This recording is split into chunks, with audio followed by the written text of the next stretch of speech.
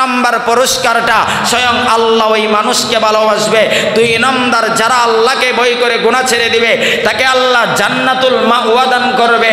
3 নম্বর যারা আল্লাহকে ভয় করে গুনাহ ছেড়ে দিবে আল্লাহ রাব্বুল আলামিন তাকে 2টা জান্নাতের মালিক বানাইবে। একটা জান্নাত আল্লাহ পরকালে, আরেকটা জান্নাত হলো দুনিয়ার জমিনে আল্লাহ আমল জিন্দেগি আমল বন্দেগীর মধ্যে আল্লাহ স্বাদ আর মজা সৃষ্টি করে দিবে। সুবহানাল্লাহ। তা বলতে পারে না এমন মানুষ সমাজে আছে কি নাই? কথা কয় না কেন? আছে কি নাই? জবানটা আল্লাহ আপনাকে আমাকে দিয়েছেন। জবান দিয়ে কথা বলার শক্তি কোনো নেতাও দেয় নাই, বাবাও দেয় নাই, মাও দেয় নাই, পৃথিবীর কোনো আলেমে দেয় নাই, পীর বাবাও দেয় নাই। দিয়েছেন তিনি কে? খালাকাল ইনসানা আল্লামাহুল বায়ান।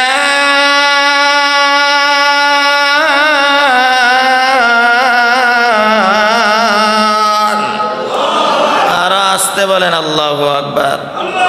এই সূরা চিল্লা বলেন আল্লাহু আকবার। আমি আবার আওয়াজ না দিলে কথা বলতে পারি না। ভাই খুব ক্লান্ত, বিশ্বাস করা না করা আপনাদের ব্যক্তিগত বিষয়। 26 তারিখের প্রোগ্রাম ছিল সিলেট, 27 তারিখ ময়মনসিংহ, আজকের প্রোগ্রাম গতকালকের প্রোগ্রাম ছিল জামালপুর মেলান্দা। এইখান থেকে এখানে আসা শুধু আপনাদের ভালোবাসার মহব্বতে আসার কোনো পরিকল্পনাও ছিল না, কারণ আমার আজকে নানি শাশুড়ি মারা গিয়েছে। আমি আসতে দেরি হয়েছে, এখানেও যাইতে পারি না। শুধু আপনাদের ভালোবাসার মহব্বতের নিয়ে এখানে আসা। তাহলে আপনারা আমি যতক্ষণ আলোচনা করব শুনতে রাজি আছেননি? কথা বলেন আসেননি? আমি আপনাদের খেদমতে মহাগ্রন্থ আল কুরআনুল কারীম থেকে একটি আয়াতে কারিমা তেলাওয়াত করেছি।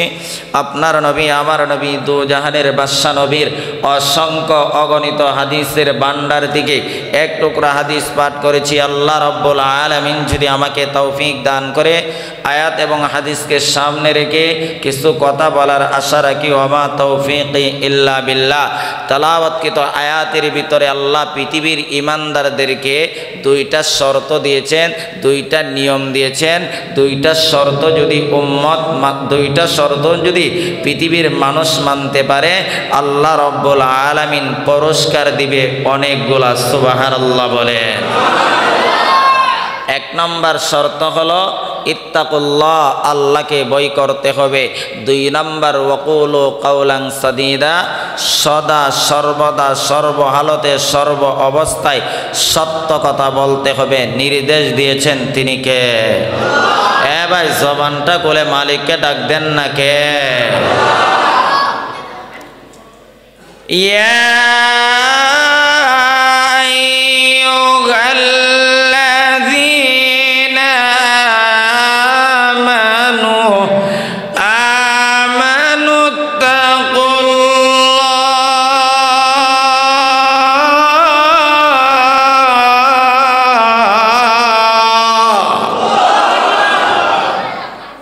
আইয়ুহাল্লাযীনা আমানু, হে ঈমানদারদেরকে আল্লাহ ঈমানদারদেরকে মহব্বত করে ভালোবেসে।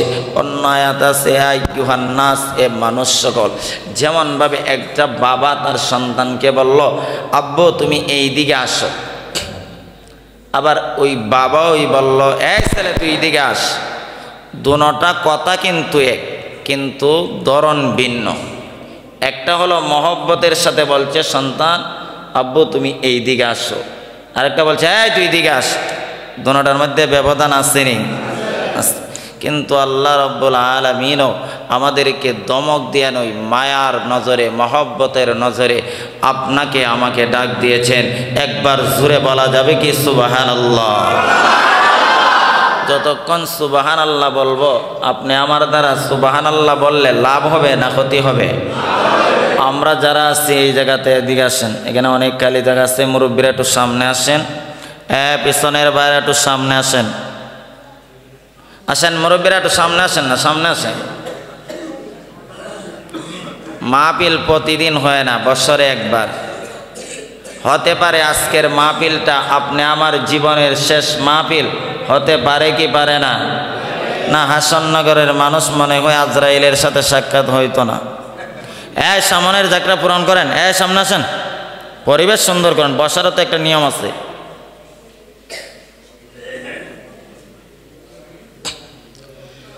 তেলাওয়াতকৃত আয়াতের ভিতরে আল্লাহ রাব্বুল আলামিন বড় মায়া করে, মহব্বত করে, ভালোবেসে আল্লাহ আপনাকে আমাকে ডাক দিয়া বলে, ইত্তাকুল্লাহ, আমি আল্লাহকে ভয় করো। আজকে আমাদের সমাজে মানুষগুলা আমরা মানুষকে যতটুক ভয় করি, আমি মানুষ, কিন্তু অন্য একটা মানুষকে আমি যতটুক ভয় করি, এর অর্ধেক যদি কোনো মানুষ আল্লাহকে ভয় করত, তাহলে ওই মানুষটা আল্লাহর ওলিতে রূপান্তরিত হয়ে যাইত। ঠিক কিনা বলে?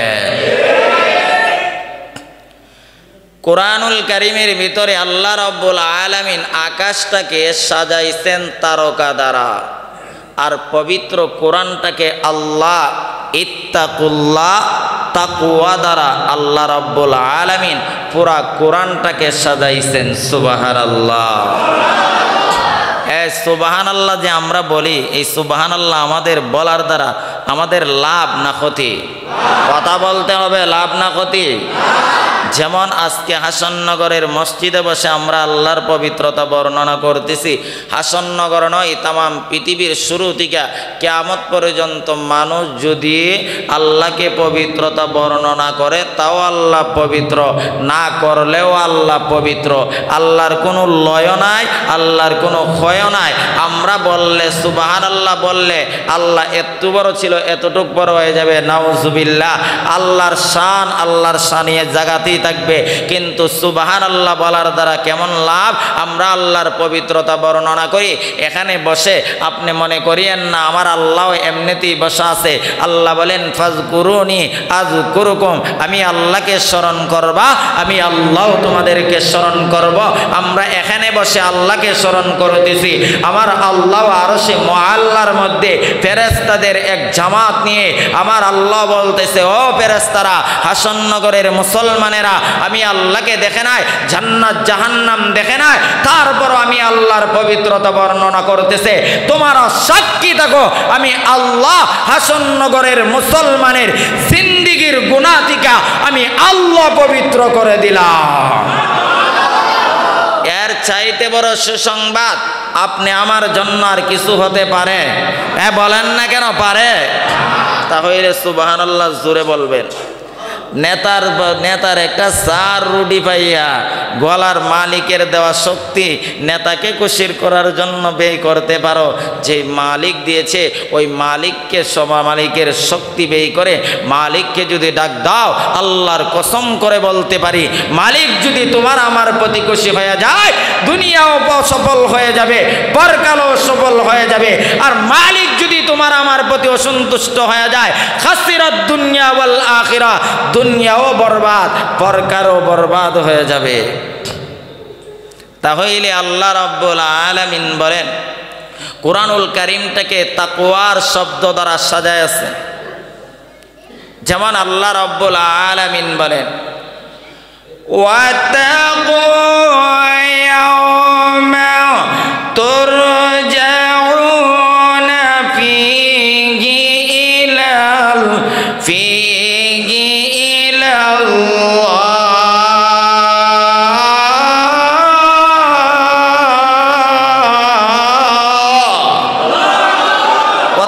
আমি আল্লাহকে ভয় করো। যদি কোনো মানুষ আল্লাহকে ভয় করতে পারে, ওই মানুষটার দ্বারা জিন্দেগিতে কোনোদিন গুনার কাজ হতে পারে। আমরা সবাই আল্লাহকে ভয় করিনি, একবারে মিলে মিথ্যা কথা মসজিদে বলল, মসজিদে বয়ে বসলেন। যদি আল্লাহকে ভয় করে থাকেন, নামাজ ছেড়ে দেন কেমনে? রোজা ছেড়ে দেন কেমনে? মিথ্যা কথা কেমনে বলেন?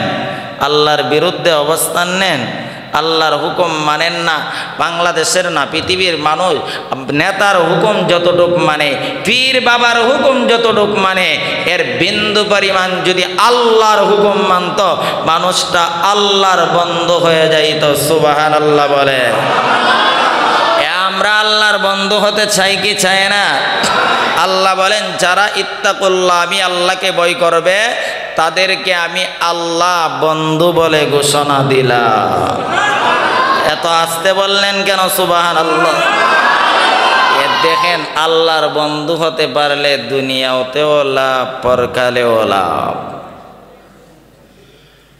ওয়াল্লাহু ওয়ালিয়ুল মুত্তাকিন।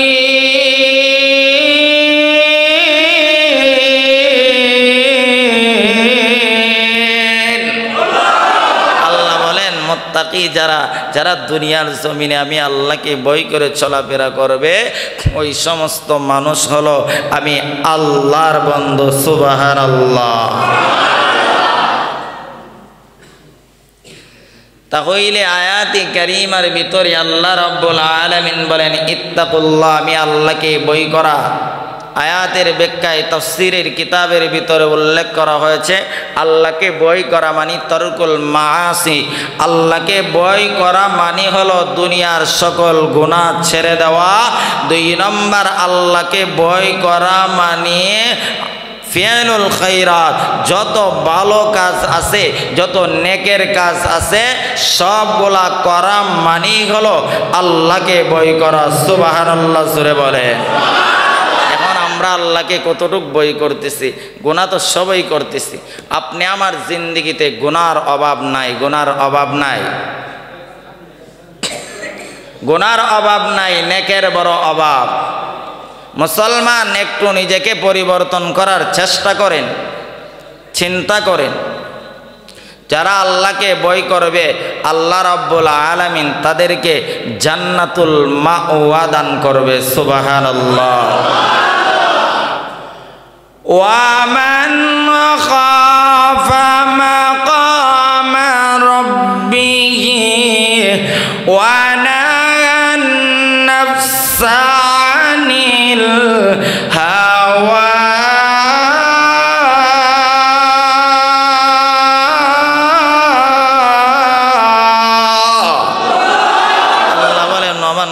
মাকাম রাব্বিহি, যেই মানুষটা আমি আল্লাহকে ভয় করে গুনাহ ছেড়ে দিবে ওই মানুষটাকে আমি আল্লাহ জান্নাতুল মাওয়া দান করব। সুবহানাল্লাহ।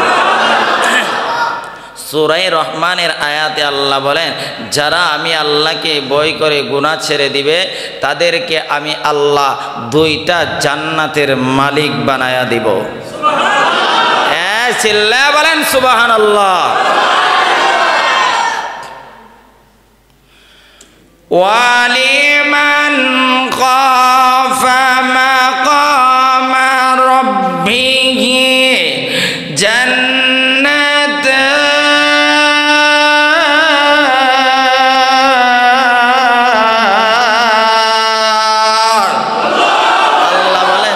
দুনিয়ার জমিনে আমি আল্লাহকে ভয় করে গুনাহ ছেড়ে দিবে তাকে আমি আল্লাহ জান্নাত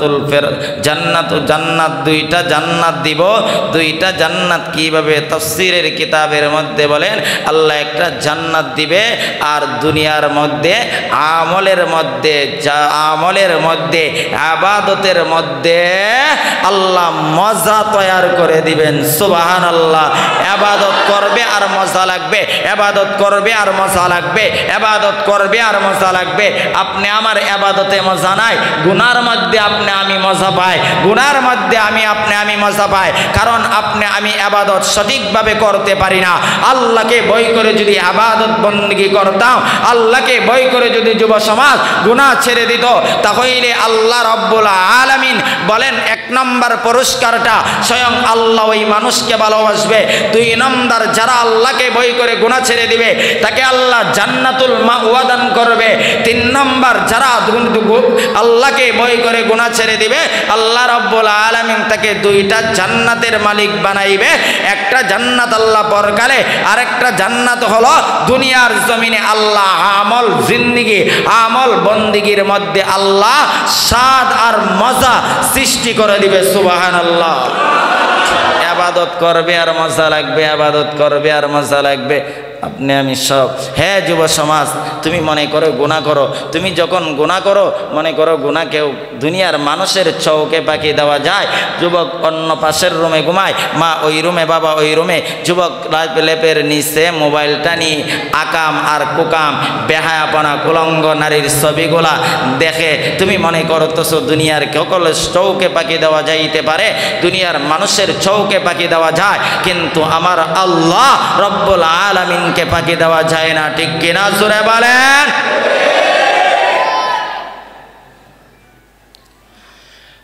বারাম আল্লাহ করে দেখুন, আল্লাহ রব্বুল আলামিন ডেকে ডেকে বলেন, হে আসন্নগরের মুসলমান, কথাগুলা ভালো করে শোনো। হে যুব সমাজ, তুমি গুনাহ করতেছো, তুমি নিজেকে এই কথা ভাবো দুনিয়ার মানুষ আমার গুনাহ না দেখতে পারে, কিন্তু আমার আল্লাহ রব্বুল আলামিন গুনাহগুলা কিন্তু দেখতেছে। তোমার গুনাহ যদি দুনিয়ার কেউ না দেখো, কিন্তু যেই রাত্রি দাঁড়াইয়া গুনাহ করতেছো নাফরমান রে, ওই রাত্রিটা তোমার আমার বিরুদ্ধে আল্লাহর আদালতে বিচার দিবে, আল্লাহর আদালতে মামলা করবে। জমিনের যেই জায়গা দাঁড়াইয়া গুনাহ করতেছো, ইজা জুলজিলাতিল আরদু জিলজালাহা ওয়া আখরাজাতিল আরদু আসকালাহা ওয়া ক্বালাল ইনসানু মা লাহা ইয়াউমা ইদিন তুহাদ্দিসু আখবারাহা। জোরে বলেন না আল্লাহু আকবার। আমার দুনিয়ার যেই জায়গার মধ্যে দাঁড়াইয়া গুনাহ করতেছো, ওই জায়গাটা পর্যন্ত আপনি আমার বিরুদ্ধে আল্লাহর আদালতে মামলা করবে। যেই রাত্রিতে দাঁড়াইয়া করতেছো, রাত্রিটা আল্লাহর আদালতে মামলা করবে। দিনের মধ্যে গুনাহ করো, দিনটা পর্যন্ত আল্লাহর আদালতে মামলা করবে। আমরা আশরাফুল মাখলুকাত হইয়া আল্লাহর বিধান লঙ্ঘন করতে পারি, কিন্তু মালিকের বিধান অন্য কোনো মাখলুকাত আল্লাহর বিধান লঙ্ঘন করে না। রাত্রি আল্লাহর কথা শুনে, দিন আল্লাহর কথা শুনে, দুনিয়ার সব কিছু আল্লাহর কথা শুনে, কিন্তু তুমি আর আমি নিমক হারাম, তুমি আর আমি গাদ্দার, তুমি আর আমি হলাম সবচেয়ে বড় গাদ্দার। আমরা মালিকের নিয়ামত ভোগ করি, আবার মালিকের বিরুদ্ধে আমাদের অবস্থান। ঠিক কিনা বলেন?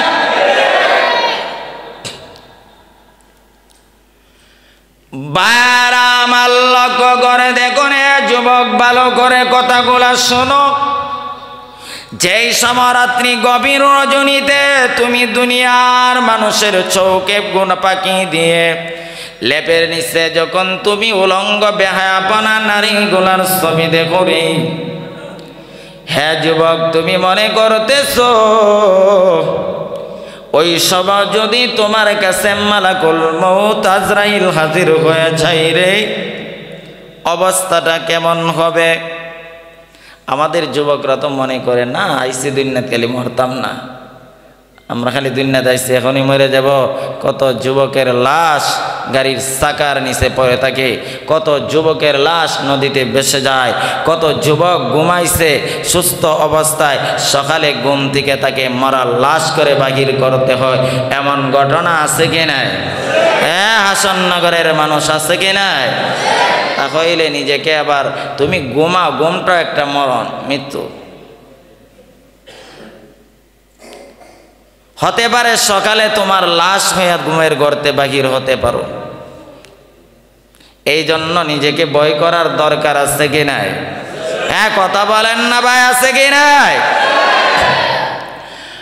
বারাম আল্লাহ করে দেখুন, আল্লাহ রব্বুল আলামিন বলেন, যারা দুনিয়ার জমিনে আল্লাহকে ভয় করে গুনাহ ছেড়ে দিবে, আল্লাহকে ভয় করে গুনাহ ছেড়ে দিবে, আমি গুনাহ করার সুযোগ আছে, দুনিয়ার কেউ আমাকে দেখবে না গুনাহ করলে।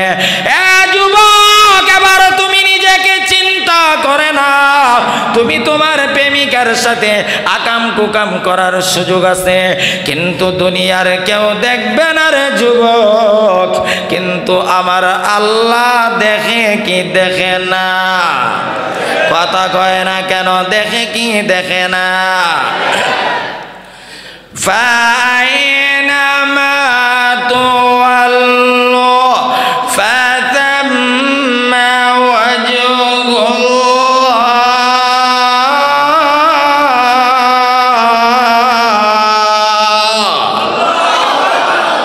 দুনিয়ার মানুষের চোখও পাখি দিতে পারবা, আল্লাহর চোখে পাখি দেওয়ার কোনো সুযোগ।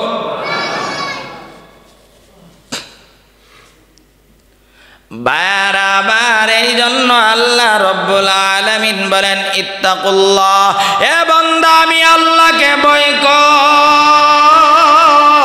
আমি আল্লাহকে ভয় কর, আমি আল্লাহকে ভয় করে গুনাহ ছেড়ে দে। যুবক রে, গুনাহ করার সুযোগ আছে, তারপরও তুমি গুনাহ করলা না। আল্লাহ রব্বুল আলামিন কিয়ামতের কঠিন ময়দানে 7 প্রকারের লোককে আল্লাহ আরশের নিচে জায়গা দিবে। কয় প্রকার? কয় প্রকার? 7 প্রকারের লোককে আল্লাহ আরশের নিচে জায়গা দিবে। ওয়াশাবুন নাশা ফি ইবাদাতিল্লাহ। কথাগুলা বিশ্বাস হয়নি আপনাদের? বিশ্বাস করলে মুমিন, না করলে বেঈমান। 7 প্রকারের লোককে আল্লাহ আরশের নিচে জায়গা দিবে।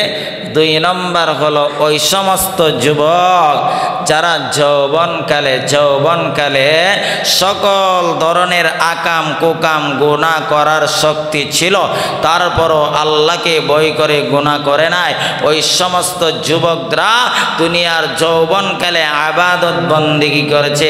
আল্লাহ কিয়ামতের ময়দানে বলবে, যুবক আয় আয় আয়, আজকের দিনে আমি আল্লাহ তোর জন্য আমার আরশের নিচে জাগার ব্যবস্থা করে দিলাম। বুড়ারের না, আপনারা যারা মুরব্বী আছেন আপনাদেরকে দিত না। যুবক যারা যুবক অবস্থা যৌবনকালে আকাম কুকাম বাদ দিয়ে আল্লাহর ইবাদত বন্দেগী করেছে, ওই সমস্ত যুবকদেরকে কিয়ামতের ময়দানে আল্লাহ ডেকে ডেকে বলবে, আরশের ছায়া ব্যতীত কোনো ছায়া থাকবে না। ওই দিন আল্লাহ যৌবনকালের ইবাদত বন্দেগীকারী যুবকদেরকে আল্লাহর আরশের নিচে জায়গা দিবে। সুবহানাল্লাহ। এখন যারা মুরব্বী হয়ে গেছেন আপনারা ভয় পেন না। যদি আপনারা যৌবনকালে ইবাদত বন্দেগী করে থাকেন, আপনারা এখন বৃদ্ধ হয়ে গিয়েছেন, অনেক আমল ইচ্ছা সত্ত্বেও করা যায় না, কিন্তু যৌবনকালে ওই আমলটা আপনি নিয়মিত করেছেন, এখন বৃদ্ধ হয়ে গিয়েছেন, বুড়া হয়ে গিয়েছেন, করা যায় না। ওই যৌবনকালে করার কারণে এখন করতে পারেন না। আল্লাহ বলেন, ফেরেশতারা আমার বান্দা যৌবনকালে আমি আল্লাহর এই আমলটা বান্দা করেছে কিন্তু এখন করতে পারে না, কিন্তু আমি আমার বান্দাকে খালি দিতে চাই না, যৌবনকালের ইবাদতটার আমলটা বৃদ্ধকাল পর্যন্ত জারি করে দেও। সুবহানাল্লাহ। এই যারা সরকারি চাকরি করে 40 বছর 50 বছর চাকরি করে, চাকরি করার পর তাকে যখন বরখাস্ত দেওয়া হয় চাকরি দিকে, তখন ওই যৌবনকালে ডিউটি ভালোভাবে করার কারণে পরে তাকে পেনশন দেওয়া হয় কি হয় না? পেনশন দেওয়া হয় কি হয় না? বোনাস দেওয়া হয়। দুনিয়ার প্রধানমন্ত্রী আর দুনিয়ার মানুষ যদি পেনশন দিতে পারে, আমার মালিক আমাদেরকে দিতে পারে কি পারে না? কথা কয় না কেন? পারে কি পারে না? বারামাল লক্ষ্য করে দেখুন, আল্লাহর নবী বিশ্ব নবী রাহমাতুল লিল আলামিন ডেকে ডেকে বলে, আমার উম্মতেরা যারা দুনিয়ার জমিনে আল্লাহকে ভয় করে গুনাহ ছেড়ে দিবে, আল্লাহ রাব্বুল আলামিন কিয়ামতের কঠিন ময়দানে ওয়ারাজুলুন তাকাফা ফিল্লাহ, আল্লাহর নবী বলেছে, যেই সমস্ত মানুষেরা আল্লাহকে ভয় করে গুনাহ করার সুযোগ আছে, গুনাহ করার সুযোগ আছে, যখন সে গুনাহ করার জন্য পাওটা বাড়া দে, এমন সমাজে যদি চিন্তা করে, আরে আমি গুনাহ করব, আকাম করব, কুকাম করব, দুনিয়ার মানুষ যদিও আমাকে না দেখে কিন্তু আমার আল্লাহ আমাকে দেখতেছে, এই বই নিয়ে যদি কোনো মানুষ গুনাহ ছেড়ে দে, আল্লাহ রাব্বুল আলামিন কিয়ামতের কঠিন ময়দানে আল্লাহ ডেকে ডেকে বলবে, যুবক আয় কিয়ামতের কঠিন ময়দানে আমি আল্লাহ তোর জন্য আমার আরশের নিচে জায়গা করে দিলাম। যুবক রে আয় আয়, আমি আল্লাহ তোকে আমার আরশের নিচে জায়গার ব্যবস্থা করে দিলাম। শুধু এমনি আল্লাহ ডাক দিবে না, ফেরেশতাদেরকে দিয়া বলবে আমার ওই বান্দারে স্বাগতম, আহলান সাহলান মারহাবা তৈয়িবান, ওইগুলা স্লোগান দিয়ে দিয়ে আমার বান্দাকে আরশের নিচে পৌঁছায় দাও। সুবহানাল্লাহ।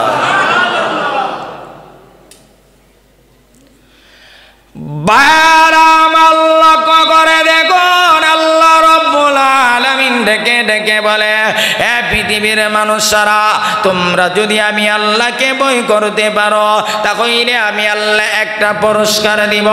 আল্লাহু ওয়ালিউল মুত্তাকিন, একটা পুরস্কার আমি আল্লাহ তাদেরকে বন্ধু বলবো। জোরে বলেন না সুবহানাল্লাহ, সুবহানাল্লাহ। দুই নম্বর পুরস্কার হলো আল্লাহ রব্বুল আলামিন কিয়ামতের কঠিন ময়দানে আল্লাহ রব্বুল আলামিন দুই নম্বর পুরস্কার দিবে বান্দাকে। দুই নম্বর পুরস্কারটা হলো তোমাকে আমাকে যখন কবরের মধ্যে মাটি দিয়ে মাটির দিয়া রেখে চলে আসবে, এমন সময় যারা দুনিয়ার জমিনে আল্লাহকে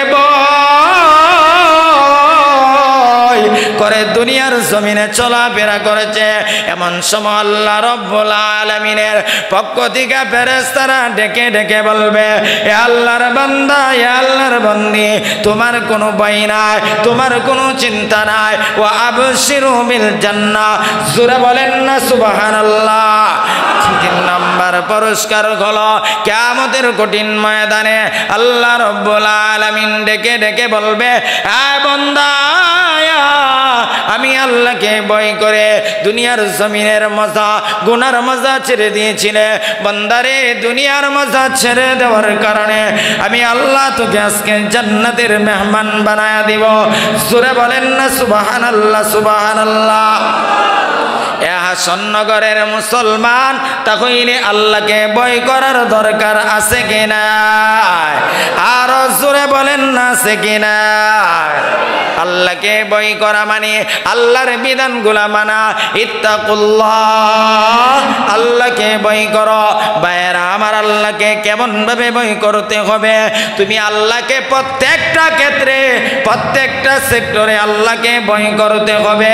তুমি চাকরির ক্ষেত্রে আল্লাহকে ভয় করতে হবে। তোমার চোখ কোন দিক দিয়ে ছাওয়া করবে সেই ক্ষেত্রে আল্লাহকে ভয় করতে হবে।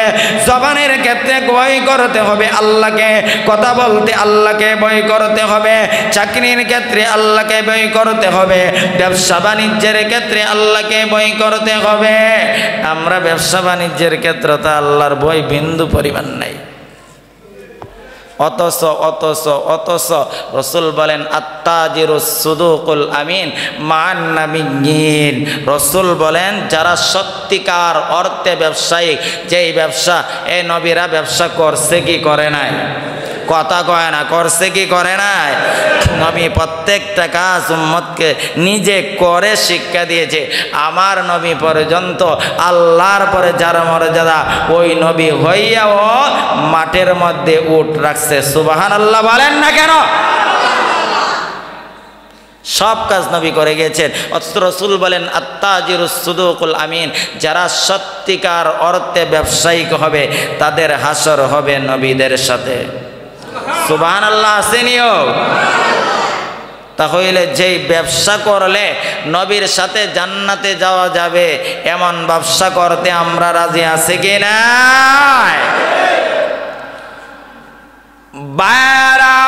লক্ষ্য করে দেখুন, আল্লাহ রব্বুল আলামিন ডেকে ডেকে বলেন, বান্দারে আমি আল্লাহকে ভয় কর। প্রত্যেকটা ক্ষেত্রে আমি আল্লাহকে ভয় করতে হবে। কথা বলার ক্ষেত্রে আমি আল্লাহকে ভয় করতে হবে। জবান দিয়ে কথা বলার ক্ষেত্রে আল্লাহকে ভয় করতে হবে। ব্যবসার ক্ষেত্রে আল্লাহকে ভয় করতে হবে। ব্যক্তিগত জীবনের ক্ষেত্রে আল্লাহকে ভয় করতে হবে। পারিবারিক জীবন চলার ক্ষেত্রে আল্লাহকে ভয় করতে হবে। সমাজ চলার ক্ষেত্রে আল্লাহকে ভয় করতে হবে। বান্দারে যদি তুই আমি আল্লাহকে ভয় করতে পারো, আমি আল্লাহ তোকে বন্ধু বলে ঘোষণা দিলাম। ভাইয়েরা আমার, আল্লাহকে কেমন ভাবে ভয় করতে হবে? আপনার নবী, আমার নবীর সাহাবী খলিফাতুল মুসলিমিন হযরতে উমর রাদিয়াল্লাহু তাআলা আনহুর জামানায় একটা যুবক তার মালিকের অনেকগুলা ছাগল মাঠের মধ্যে ছড়ায়। সে মালিকের কাজ করে, তার দায়িত্ব হলো মালিকের ছাগলগুলা ছড়ানো। এমন রাস্তা দিয়া খলিফাতুল মুসলিমিন হযরতে উমর যায়। হযরতে উমর এই রাস্তা দিয়া মুসাফির উনি যায়। এমন সময় তাকায় দেখে একটা যুবক অনেকগুলা ছাগল সে একা কি করতেছে, পাহারা দিতেছে। ওই ছাগল পাহারা দিতেছে।